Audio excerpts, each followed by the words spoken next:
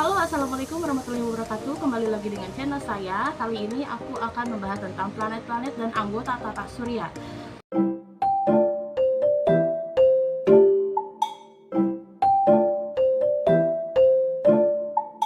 Di posisi pertama ada Merkurius. Planet ini bergerak paling cepat dari planet-planet lain dan jaraknya paling dekat dengan matahari. Merkurius memiliki diameter 4.862 km. Kira-kira diameter bumi dan masanya dibandingkan dengan massa bumi adalah 1:27. Karena jaraknya paling dekat dengan matahari, planet ini menjadi planet terpanas saat siang hari dan paling dingin saat malam hari.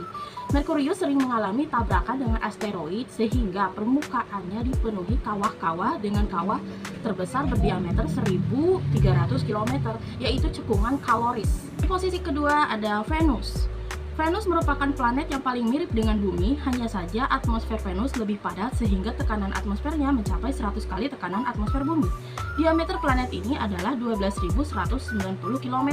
Atmosfernya didominasi oleh gas CO2 hampir 96%, gas nitrogen 3,5%, dan sisanya terdiri atas uap air dan gas lain. Permukaan Venus lebih datar dan hanya memiliki dua dataran tinggi, yaitu Istar dan Afrodit. Di posisi ketiga ada planet Bumi. Bumi adalah satu-satunya planet dalam tata surya yang memiliki penghuni. Bumi merupakan planet ketiga terdekat dari matahari dengan jarak 150 juta kilometer. Pergerakan bumi mengitari porosnya atau biasa kita sebut dengan rotasi telah menyebabkan bentuk bumi tidak seutuhnya bulat melainkan lonjong. Jari-jari bumi di bagian kutubnya adalah 6.356,8 km, sedangkan bagian khatulistiwanya berjari-jari 6.378,1 km. Di posisi keempat kita punya Mars. Mars merupakan planet yang unik karena warnanya yang merah. Planet ini berdiameter setengah kali diameter bumi, yaitu 6.780 km, dan masanya dibandingkan dengan massa bumi adalah 1:9. Susunan atmosfer Mars didominasi oleh gas CO2 yang mencapai 95% sehingga mengakibatkan terjadi efek rumah kaca. Apa sih Wak rumah kaca itu? Jadi jangan kalian sangka rumah kaca itu rumah yang ada kacanya, bukan ya Wak ya. Tapi proses alami yang menjaga suhu bumi tetap hangat dengan merangkap panas dari radiasi matahari oleh gas-gas seperti CO2, CH4, N2O, dan uap air. Di posisi kelima kita punya Jupiter. Jupiter adalah planet terbesar di tata surya dan planet kelima dari matahari, dikenal sebagai raksasa gas. Jupiter tidak memiliki permukaan padat, melainkan terdiri dari lapisan-lapisan gas dan cairan yang semakin padat ke arah intinya. Jupiter sering disebut sebagai pelindung planet-planet bagian dalam tata surya karena gravitasinya kuat menarik dan membelokkan banyak komet dan asteroid yang melintas di dekatnya. Suhu di inti Jupiter bisa mencapai 24.000 derajat Celcius, lebih panas dari permukaan matahari. Beberapa bulan Jupiter, terutama Europa, diperkirakan memiliki lautan air yang cair di bawah permukaan esnya, menjadikan kandidat potensial untuk menampung kehidupan di luar bumi. Nah, ada yang keenam adalah Saturnus. Planet keenam dari matahari dan planet terbesar kedua di tata surya setelah Jupiter ialah planet Saturnus. Ini dikenal dengan sistem cincinnya yang unik dan indah yang dapat diamati dengan teleskop dari bumi. Saturnus satu-satunya planet di tata surya yang massa jenisnya rata-rata lebih rendah daripada air. Secara teoritis, jika ada lautan yang cukup besar, Saturnus bisa mengapung di atasnya. Cincin ini terdiri dari miliaran partikel kecil berupa air es dan batuan yang dilapisi debu dengan ukuran bervariasi dari butiran debu sehingga sebesar gunung. Wah, meskipun lebarnya mencapai ratusan ribu kilometer, cincin utamanya sangat tipis, rata-rata hanya sekitar 10 meter. 1 tahun di Saturnus atau waktu yang dibutuhkan untuk mengorbit matahari setara dengan sekitar 29,4 tahun bumi ya. Beberapa bulan Saturnus seperti Enceladus dan Titan menganggap sebagai kandidat potensial untuk menampung kehidupan mikroba karena adanya lautan di bawah permukaan. Hanya 4 wahana antariksa robotik dari bumi yang pernah mengunjungi Saturnus adalah Pioneer 11, Voyager 1, Voyager 2, dan Cassini. Di posisi ketujuh kita ada planet Uranus. Uranus adalah planet ketujuh dari Matahari dan planet terbesar ketiga di tata surya. Uranus diklasifikasikan sebagai raksasa es karena sebagian besar massanya terdiri dari cairan padat panas dari bahan es seperti air, metana, dan amonia di atas inti berbatu kecil. Warna biru kehijauan Uranus disebabkan oleh metana di atmosfer atasnya yang menyerap cahaya merah. Atmosfernya sebagian besar hidrogen dan helium dengan sedikit metana. Uranus memiliki kemiringan maksimal ekstrim, ya, paling ekstrim sekitar 90 derajat, membuatnya berputar miring atau menggelinding di sepanjang orbitnya.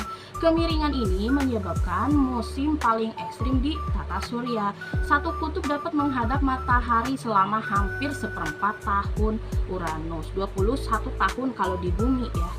Gak kebayang 21 tahun kalau di bumi. Uranus memiliki suhu atmosfer terendah yang pernah tercatat minus 224 derajat Celcius. Mungkin karena sedikit panas internal, Uranus memiliki 13 cincin yang redup dan tipis serta 27 bulan yang diketahui dan dinamai berdasarkan karakter dari karya Shakespeare dan apalah ini, aku nggak tahu nih. Oh, Pope ya. Medan magnet Uranus sangat miring sekitar 60 derajat dari sumbu rotasinya dan tidak sejajar dengan kutubnya. Banyak yang sudah mengeksplorasi, hanya Voyager 2 yang dari NASA dan pernah mengunjungi Uranus melakukan pendekatan terdekat pada Januari 1986. Pengamatan selanjutnya menggunakan teleskop seperti Hubble dan James Webb. Terakhir kita punya planet yang ke-8, yaitu Neptunus. Neptunus adalah planet ke-8 dan terjauh dari matahari di tata surya. Seperti Uranus, planet ini diklasifikasikan sebagai raksasa es karena komposisinya yang sebagian besar terdiri dari material es seperti air, amonia, dan metana. Neptunus memiliki angin tercepat di tata surya mencapai kecepatan supersonik hingga sekitar 2000 km per jam. Energi internal planet ini yang aktif diyakini menjadi penyebab badai ekstrim tersebut. Neptunus memiliki setidaknya 5 cincin utama yang redup dan tipis yang terbuat dari gumpalan debu tebal yang disebut busur. Neptunus juga memiliki 16 bulan yang diketahui. Bulan terbesarnya adalah Triton. Ya. Triton adalah satu-satunya satelit terbesar di tata surya yang mengorbit mundur atau berlawanan arah dengan rotasi planetnya. 1 tahun di Neptunus atau waktu yang dibutuhkan untuk mengorbit matahari setara dengan sekitar 164,8 tahun bumi. Neptunus adalah satu-satunya planet di tata surya yang ditemukan melalui perhitungan matematis daripada pengamatan visual langsung, ya Pak ya. Jadi para astronom ini memprediksi keberadaannya berdasarkan gangguan gravitasi pada orbit Uranus. Planet ini tidak memiliki permukaan padat, tetapi lapisan dalamnya terdiri dari material es, air, amonia, dan metana di atas inti batuan padat. Meskipun bukan yang terdingin, rekor itu dipegang sama Uranus ya Pak ya. Suhu atmosfer Neptunus sangat rendah mencapai minus 218 derajat Celcius. Satu-satunya wahana antariksa yang pernah mengunjungi Neptunus ada Voyager 2 milik NASA yang terbang melintasnya pada tahun 1989.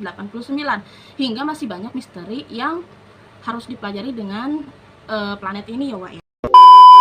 Nah, pasti di sini ada yang berpikiran kan kenapa Pluto tidak lagi termasuk dalam sistem tata surya kita ya? Pluto tidak lagi termasuk planet karena tidak memenuhi kriteria ketiga yang ditetapkan oleh Persatuan Astronomi Internasional atau IAU. Sebuah planet harus membersihkan lingkungan orbitnya dari objek lain. Pluto memenuhi 2 kriteria lain, yaitu antara mengorbit matahari dan berbentuk bulat, tetapi orbitnya tidak dominan dan dipenuhi oleh banyak objek lain di sabuk Kuiper ya Wak ya. Karena tidak memenuhi kriteria ini, jadi si Pluto ini disebut planet kerdil ya Wak ya. Sekian dari aku, dadah.